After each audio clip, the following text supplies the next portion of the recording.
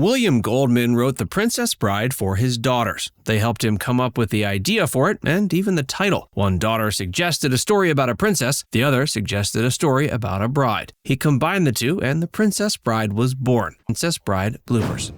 The score. Music is essential for an epic fantasy love story like The Princess Bride. The crew knew they had to have the right composer on board, but hiring him took a bit of convincing. They wanted Mark Knopfler of the rock band Dire Straits. He agreed under one condition: they had to include the USS Coral Sea baseball cap he wore in the 1984 mockumentary This Is Spinal Tap. It's hidden in the young boy's room.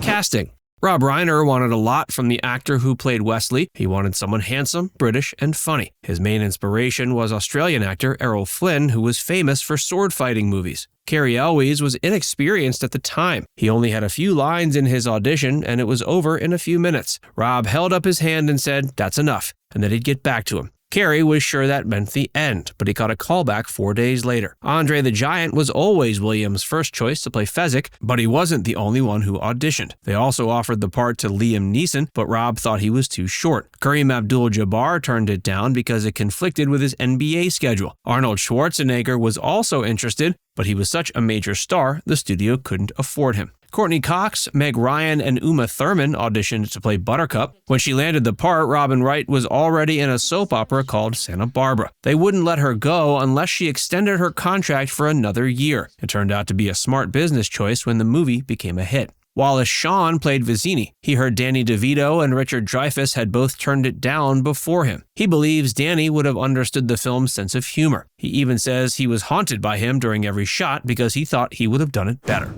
Alternate ending. Rob Reiner was allowed to make a few changes to the original material. Going with the different ending may have saved it from obscurity. Williams' original ending had the grandson, years later, leafing through the book when he hears a noise. He looks outside and sees the characters from the book beckoning him to join them on their next adventure. Played the ridiculous character perfectly. It all started with his appearance, which he asked to be based on his grandmother and former Yankees manager Casey Stengel. He drew on his own experiences with elderly Jewish friends and family to leave the room because he laughed so hard he felt sick. Cary Elwes was supposed to be motionless in the scene but couldn't stay still. He ruined so many takes, he was kicked tape for him to memorize. Reactions on set were mixed. Robin initially ran away until she got to know how gentle the giant could be. Those with gigantism rarely live long. He had back pain and needed support in any scene where he had to lift anything long, them both out. And she said it was like having a giant hot water bottle. Andre tried to keep a positive attitude to distract himself from his problems. He loved to indulge, especially in food and booze. He could allegedly drink 100 beers in one sitting and had a case of beer, 3 bottles of wine, and 2 bottles of brandy every day. He also had a bodyguard follow him on his escapades after a night where he'd fallen over and injured a pedestrian. Force of an earthquake. Accidents and stunts. Cary took a joyride on an ATV after Andre egged him on. He crashed and his toe got caught on some rocks, snapped backwards, and broke. He was so afraid of life is pain. The film also included an intense stunt that could have gone very wrong. Buttercup discovers that the dread pirate Roberts is her beloved Westley as he carries her through a swamp. Rob Reiner insisted it was a very simple scene. All he had to do was save her from the fire. Well, he must not have communicated this to William, who ruined a take when her dress was on fire by rushing out to fix it in a panic. When you're too good at fighting.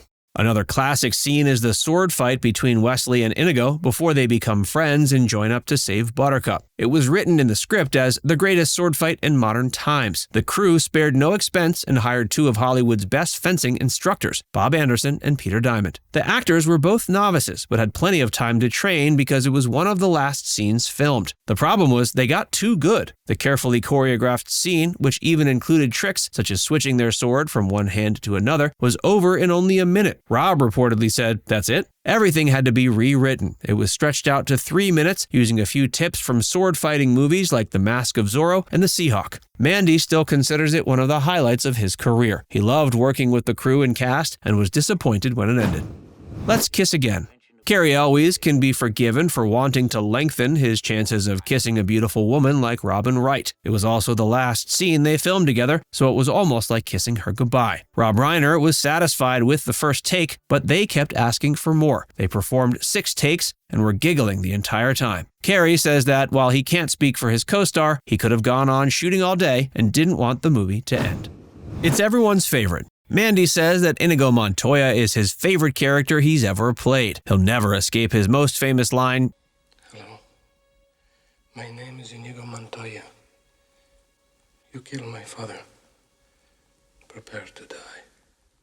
He hears them from passersby every day, but doesn't mind because he likes them and loves the impact it has on people. There are also more surprising fans. Cary Elwes briefly met Pope John Paul II at the Vatican in 1988 and was amazed by the response he got. He posed for a quick photo and then was asked if he was from The Princess Bride. When he responded yes, the Pope said it was a very good film, very funny.